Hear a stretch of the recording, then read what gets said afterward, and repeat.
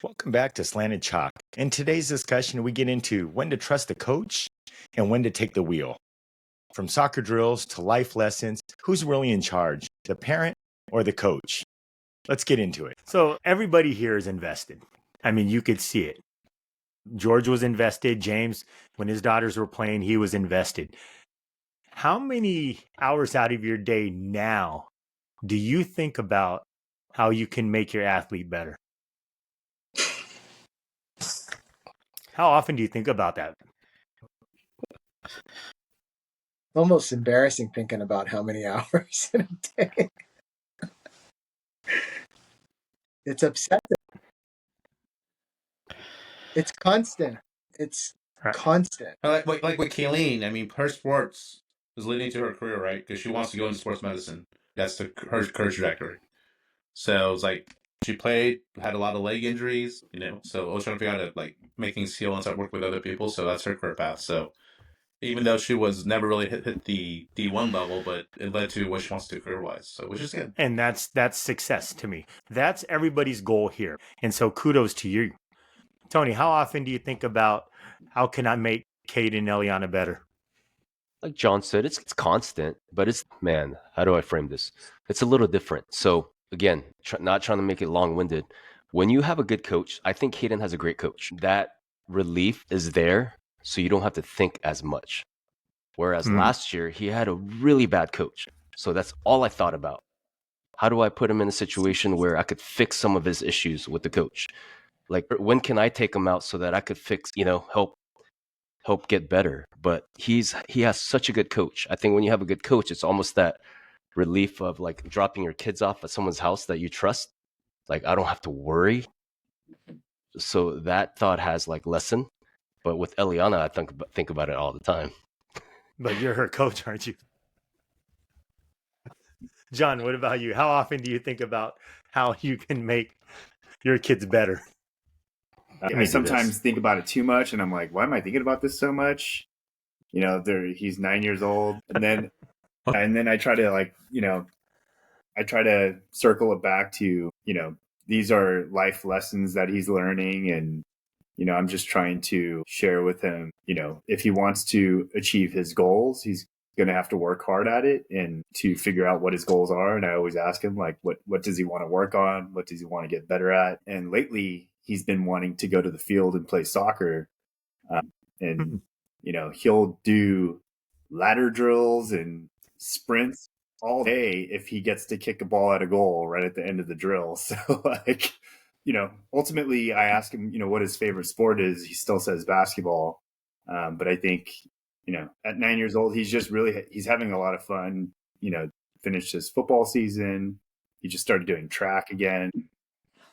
I think about it and it's tiring to go out to the field after like he has 3 basketball practices a week and he goes to track, but he still wants to go to the field and kick a soccer ball around. And I don't know, it's fun. Like I'm enjoying the moments that I have with him and the time that I get to spend. Yep.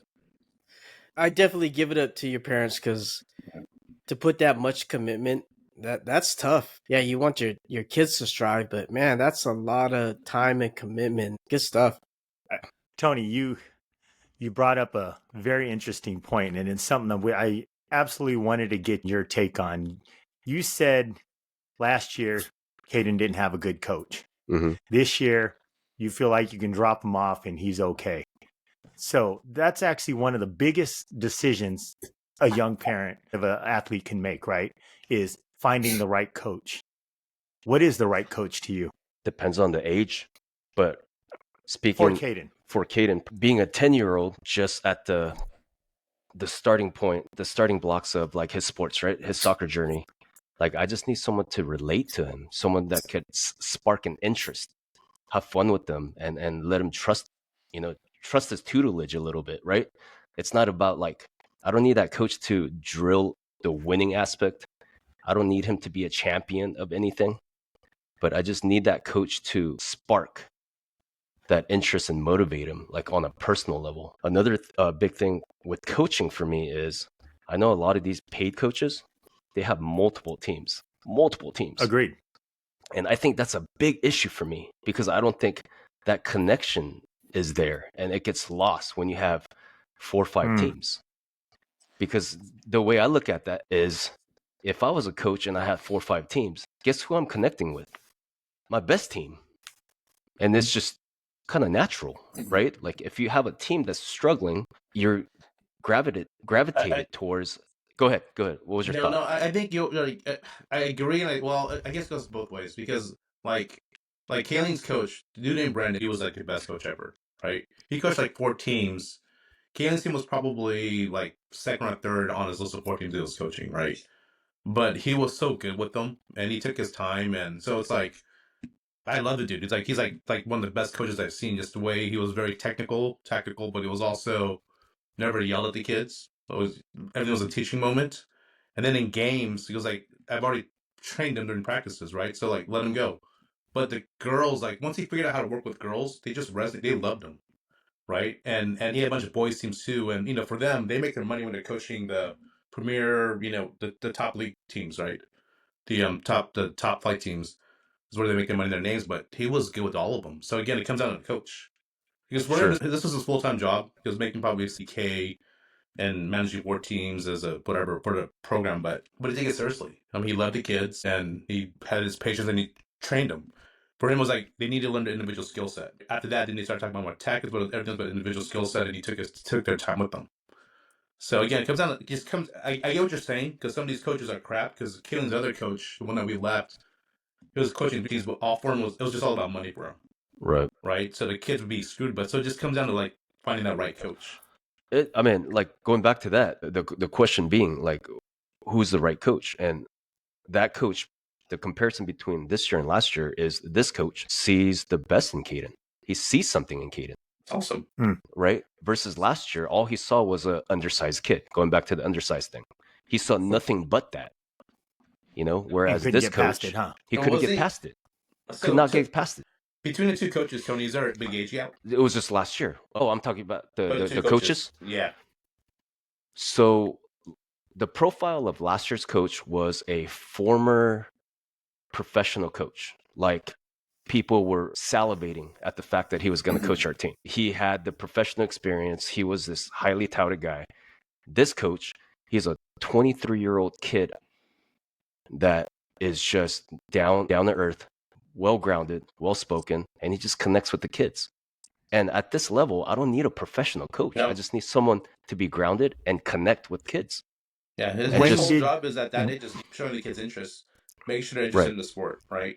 So when did you realize he was a good coach? First session, second session, third session? When did you realize, you know what, this is the right coach? Great question. This is a great topic for me because I love talking about this part. So after the incident of last year, realizing, dude, that was a very toxic coach, and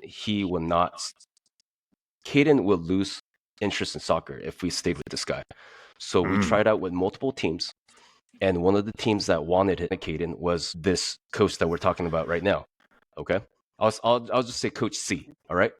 Perfect. So I email him and I go, hey, coach, this is the situation of last year. Can you tell me a little bit about yourself? And it was his email that did it for me. And his email was straight up. He said, I need my kids to develop. At this age, I need my kids, all of them. And they're not going to learn anything if they're on the bench. I need them to play. Oh, wow. And I need them to make mistakes. And it's like, damn, did I just write that email? So it was almost like, you know what I'm saying? Like, this is what I was seeking, and this is the man for it. And he's like, I don't care about wins or losses. And the fact that he just even brought that up, I was proud of him, right? I'm sure he wants to win. We all want to win. I want him to win too.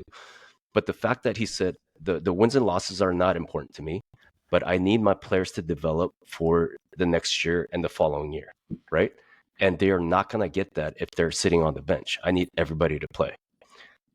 Cayden's coach last year, he would bench a player for the whole game, bro. The whole game. So if you're underperforming as a 9-year-old, you are benched and you are not coming on. So how are you getting better or any kind of game minutes or game experience? Right.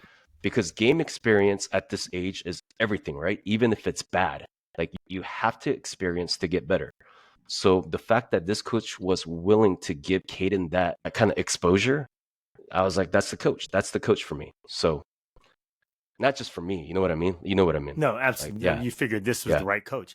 Yeah. So going back to what James asked you, in terms of the ages of the coaches, and do you think, and this goes for all of you, especially Johnny, since his kids are in AAU level and in high school level, do you think a coach needs to have elite level playing experience or a strong teaching coaching background? What's more important? At what age? Question. At a younger age, for sure, because you got to draw interest and stuff like that. Older, I'm No, not sure. I'm asking you from your philosophy. I'm not. It's not general. It's your philosophy to you. What is more important, elite level playing experience or coaching background experience? Oh, coaching. Coaching. Yeah. Well, elite level players could be the greatest player, but they're so used to seeing something that's just, they're used to something that's abnormal for most people, right? Because they're used to being at such a high level naturally. Because most people that are Well, the reason why I at ask, level, and the reason why I ask, what coaches right now? Sorry to cut you off, James. What No worries. coaches are getting hired right now at the highest level of soccer? sure. Elite players. How are they doing overall? They're just starting. So, if you look at it, there's a lot of elite level players being coaches. And then the traditional coaches are kind of getting pushed to the side. And so would that make a difference for you guys with your kids? I mean, I love Tony's answer when he said to me, I think communications and vision was really important for Tony. I know for Johnny, it's development. But do you think from developing a player, an elite level player can develop your kid more than a traditional coach can? That's a tough question because it really depends on that person. But overall, generally, we've all seen it. The top athletes that become coaches, they generally fail. Because they can't resonate with the Right. bottom half, right? But here's the problem too. Like, right, the elite athletes will get the coaching position because of who they are. Their names will get them in that position. But for the most part, if that certain individual can't let it go for himself, that he is not an athlete anymore, and his expectation isn't about him, he needs to be a leader of men or women. But that coach needs to be a leader first and lead. If they can't get over it, you're not going to be a good coach. But most of those athletes can't let it go. That's why you see people like Maradona fail, right? I mean, you name it. Yeah. It's still about them, not about the team. And I'm glad you answered that because my mindset was right there too. But I'm talking for your own personal kid. I'm not talking for the wellness of the team because what you're talking about is the wins of a team. You're not talking about anything else, really. That's what you're grading these coaches on, the wins, because that's what they're graded on. I'm talking about for your kid. Would you rather have an elite player teaching your kid? Would you rather have a traditional coach teaching your kid? Because if you say your kid, and let me put it to you in another way, if you say your kid is the bottom half, right, then that elite level player is not going to resonate with your kid. But if you have your kid is that top half, he's that elite level player on your team, will he resonate more with an elite player or a traditional coach? In today's age, the elite player. It's the influencer generation. Who has more influence? These elite players, not the coaches. Right? That's pretty much what's going on with the NBA right now, right? The coaches have no power whatsoever now. It's a player-driven league, right? So with kids now, they're gonna probably respond more to these influencers, these superstars, opposed to the coach. Like, damn, kids don't respect teachers anymore now, right? So it's about clout for this generation. Well, let's push that question to both Johns, because they're in basketball, right? The reason why I want to ask them is they're in a program where they have this basketball program ran by parents or coaches, and then all of a sudden, man, the professional basketball local star starts a team, and everybody gravitates. So how would you guys answer that one? I'm not drawn into elite players. To me, like the ones that it's great that if they were elite players, but that doesn't mean that they're going to be able to sit there and develop my kid and work with my kid and get them to understand, what they want them to do. That's all. That's a big part of it, right?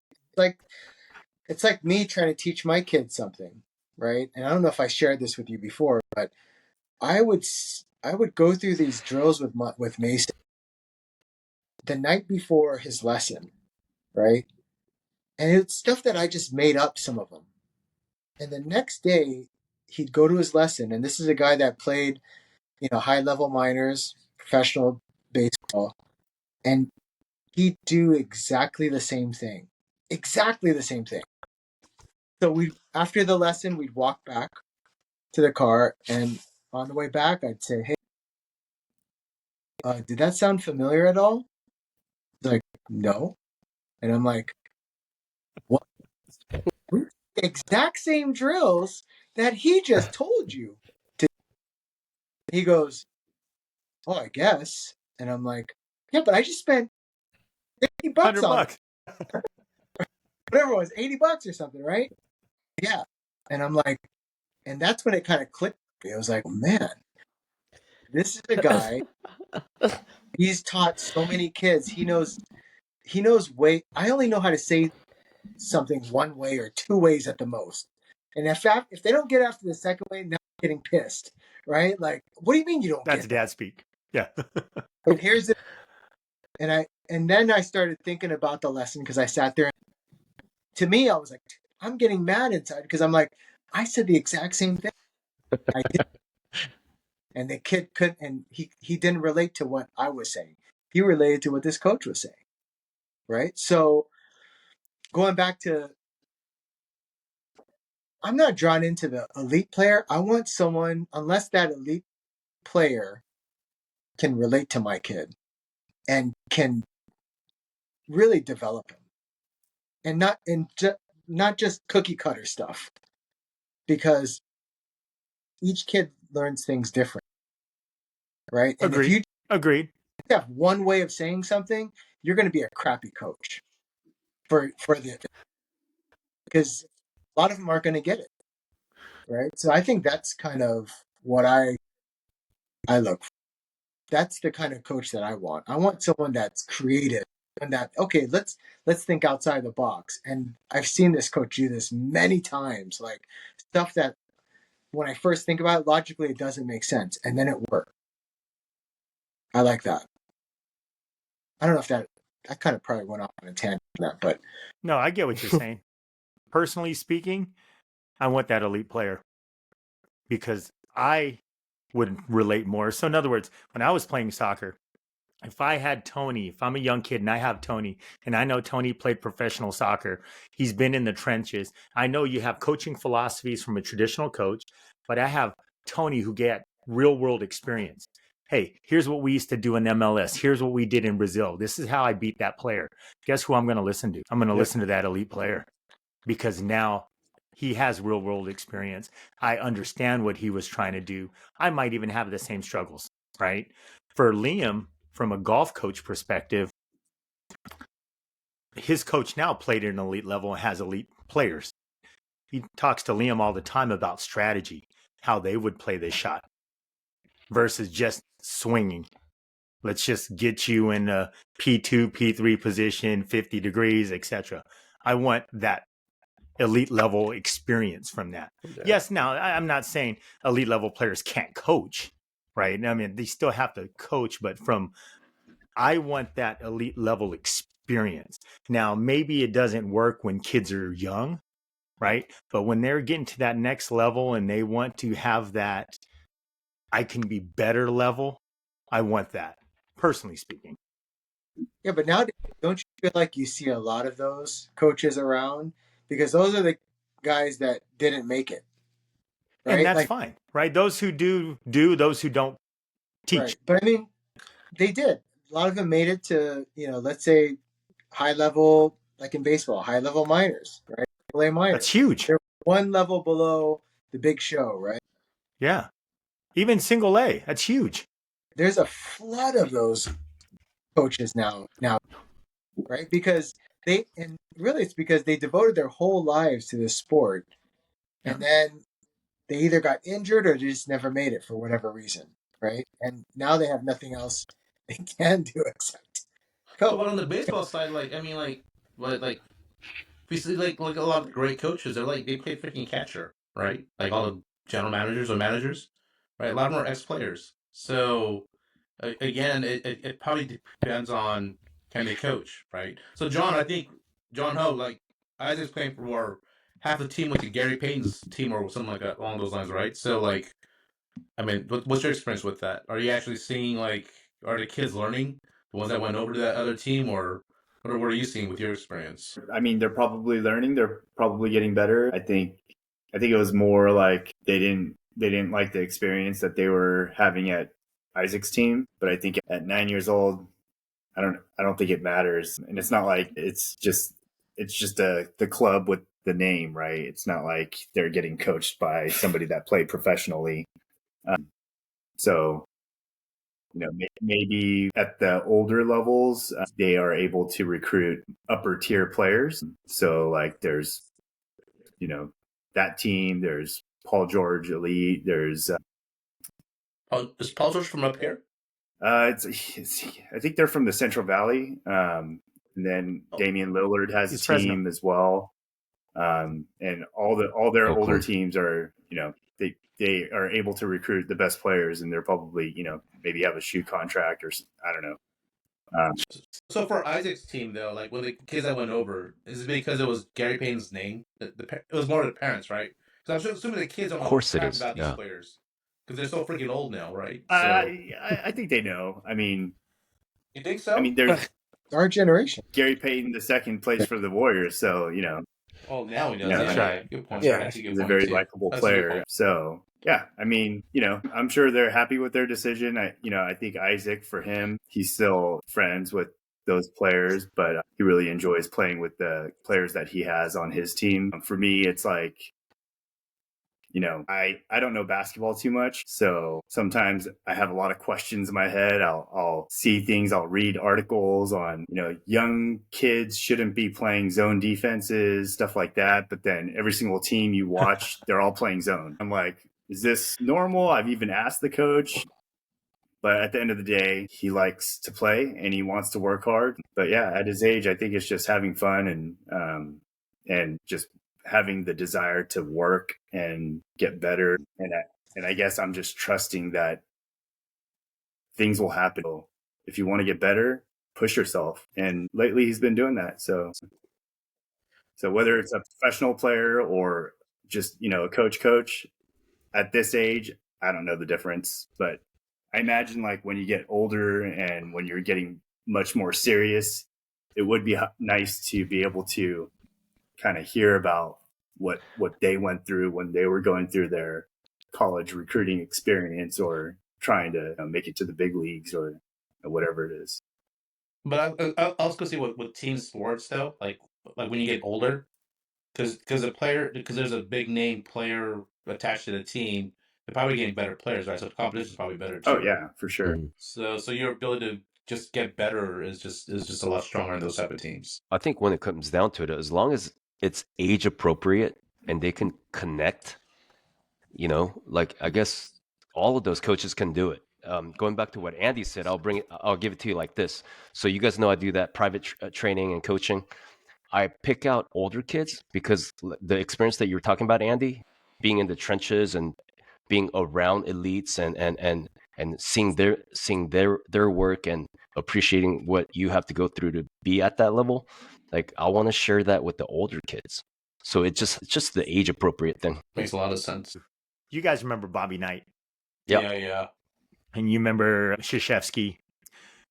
When is it that you're looking for a coach to raise your athlete to be a person, developing the character, a young man or a young woman, versus just developing in an athlete? When do you think that starts and that takes place? Especially from high school. That's when the kids are starting to actually go through those changes and start really like gathering experiences and really making a difference with how they're thinking and stuff like that. To me, such a nice goal. The reason why I'm asking that is more selfish, because that's kind of where I'm looking at when we're talking to college coaches now. I want to find the coach that's going to develop Liam as a man, get him to that next level. Not necessarily professional golf, but a professional. Yeah. That's hard too, though. I actually agree with James on this one. You're right. Because you know what? The first coach I remember impacting me in that way was a high school coach.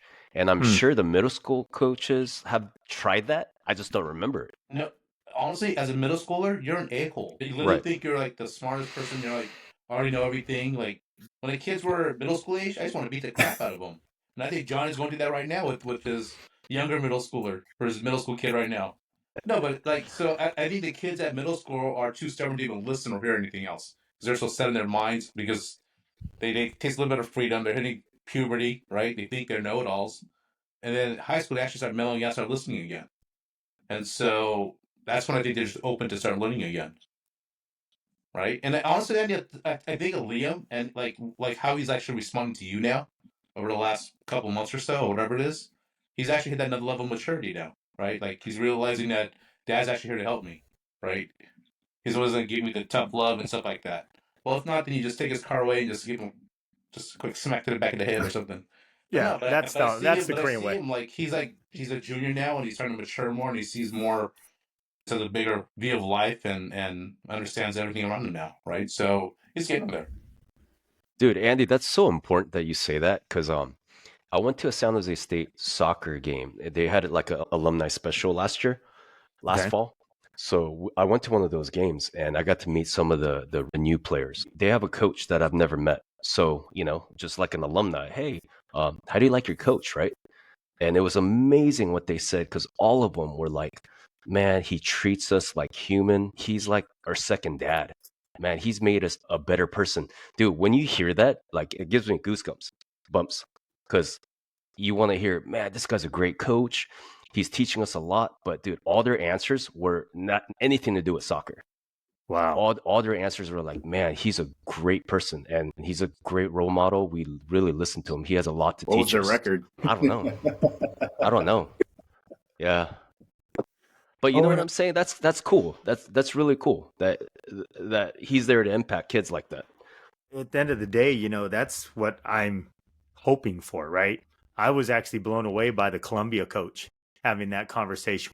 We didn't even talk about golf. We talked about the importance of, we talked about NIL and what it's doing for the kids and what it's taking away from the kids. And his whole thing was, hey, I'm trying to provide a platform or an organization where the kids can come out, they can compete, they can play golf, but worry about their wage earning potential. He's trying to develop that. He's trying to develop the next young professional. Right now, I was like, wow, he got me there. I was like, dang, I didn't even like this school. But now it's like, I really like this coach. I was like, I really like this coach because he was talking about that. And he even said, he goes, you're going to be competing. He goes, we're not your Auburns. We're not your, SEC schools where kids aren't going to school. They're just playing golf 24/7.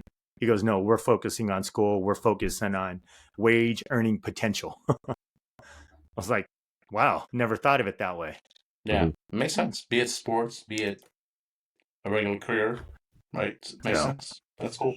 But the fact that you're 120,000, you can't do. Jeez. Sorry, we'll stick to something local, something cheap. Tony, for you, because I know you train Cayden, personally speaking, when are you going to, and this is for all of you guys, when are you going to look for a club that fits his style of play versus him trying to fit a style of play based on the club? Yeah, cool question. So Cayden and I do this a lot. We do 5-year outlooks. I ask him. That's awesome. Yeah. I think it's appropriate at this age. I ask him all the time, hey, what is your 5-year goal? And he straight up tells me, hey, in 2 years, I'd like to make the premier team. and then in 4 years he's gonna make MLS next. That's what he's told me. I didn't put that there. So he put that there. We're talking about dreams and goals. What is your action? So he thinks in 2 years he can make that happen.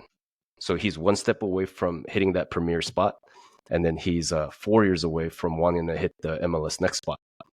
Do I think it's possible? It's not far-fetched because where he's at. So if in a year or two that his goal isn't meeting that need because his style is different from the team that's playing, I got to start looking, because I know his style. His style is very well-mannered, calm, and he likes to play, and like he likes to control. He wants that ball to move. He's not a in-your-face, go sprint 20, 50, 60 yards for a ball. That's just not his style. So you kind of do have to find a team that meets his style. And I think I know a lot of coaches around the area, so that's a benefit. When you were growing up, training and learning, was it more based on individual skill set, or was it more tactics based, or how were you? What was your I guess learning back then? So 20, 30 years, I've seen a lot of changes. I've seen a lot of things that are different, but one thing remains the same. Athleticism still wins the game, man. So when I was in middle school and high school, I didn't know anything about soccer. I was just athletic, right? And that's what got me through everything. Man, that kid is fast. I tripped over my feet all the time, but didn't matter, right? I didn't have any skills. But so I just talked about Cayden wanting to be in the premier team. The premier team, they're all Isaac's height. So that kind of tells you a lot. So I'm not saying that they're not good enough to be there, but it kind of tells you what the coaches are looking for, the difference between one level versus the top level. The top level, dude, the kids are almost to my height already. So it's not their fault, but I mean, it makes it easy when they're that big and strong and athletic. So that's why they're there. My constant reminder to Cayden is just, man, I keep reading these books about European coaches, the mentality of U.S. soccer, right? Just keep loving the game and just work on your techniques, because those foundations are going to come later. Your height's going to come later. Your size is going to come later, but your skill, you have it now. Get it now. Okay, because Andy, was it Paul, his daughter that just? Oh my gosh, she was all focused on learning her own individual skill set, right? I like whole Paul's strategy for her, right? Well, that's what he did. He's basically, Tony's taking his playbook. Once he has an understanding of their skill level, what they're good at, he went and found the club that matches to basically enhance, to make them shine. He didn't put a square peg in a round hole. He went out and found a team of square pegs, right? And so that's exactly why I asked you that, Tony. And this goes for Johnny, right? Even for John. When will you take Bryce to a team that will help develop his strengths, right? I did that with Bryce. When did you realize, you know what, I need to step in as a dad and put him in the right position, or the right, I guess, team to make him successful? I don't want to set him up for failure. I think it was, this last season, I noticed, and he's still, he was still new to AAU. He's only been in it for a year and a half, like 4 seasons now. But I saw it really early on, like the AAU team he was on before, it was all about plays and things like that. That's going to get the team better and be able to play against other teams, but that's not going to get my kid better. And the way I looked at it was, I only have like a year left before he's in high school. And in high school, if he's not showing his skills, he's not going to play. So I moved him to another team, and it's not really a team. It's a straight development team. We go and play, once a month or every other or something at a higher level, but it's really just an instructional game. But that coach has already said it to all the players. But he's like, because we don't have tall kids. He's like, you guys are all going to be guards. That's it. Nothing more than that. Because none of you guys, and he looked at all the parents and he looked at the kids and he's like, yeah, you guys are all guards. That's it.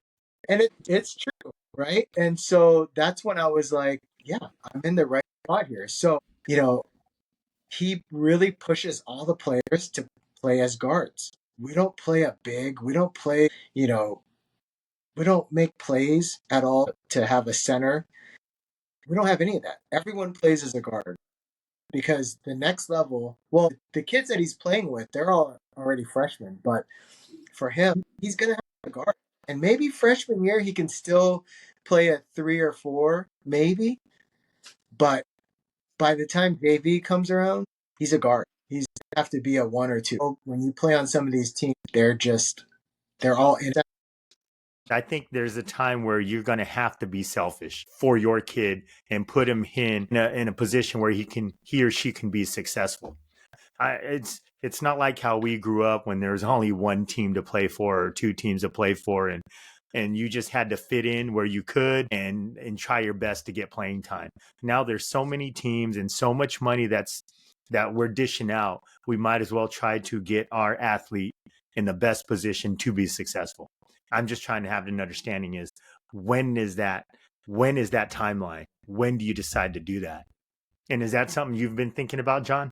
I mean, it's crossed my mind, but for me, it's like I don't really even know how to navigate that. And for me, it's just building that desire to play and the desire to work is what my focus is on right now. Whether or not he has like a future as like a serious basketball player or whatever it is, I have no idea. Yeah, probably something that I should think about eventually, but right now, just kind of letting him work, letting him try new sports. In the back of my mind, I feel like he's going to eventually become a soccer player. Is that what you're hoping for? I told him, I was like, hey, That's what I'm there's hoping always for. a chance if you grow to 6'7". If you're 6'7", you'll have a chance. Well, when he decides that, I know a guy that has a great training facilities. No, I think this has been great, and I love the insight. Closing thoughts. Yeah, I thought it was great. It was great to see the insight of the coach's mind and the parents' mind, like with Coach Tony. To me, it's hard to fathom to coach your kid and then coach other kids and not separate your kid. I think all you guys are doing a great job with all your kids. Thank you. This is my last one for the night, anyways. So for me, playing sports, be it a positive experience or a negative experience, is actually character building for kids. So long as parents can actually give the right teaching moments and discussions with the kids. So like just all the crazy experience you get from sports is a perfect way to teach kids on like really just be better prepared. And I think we said this before many times, but we can't want it more than our kids. Each kid is different, and you gotta figure out what works best for your own kid.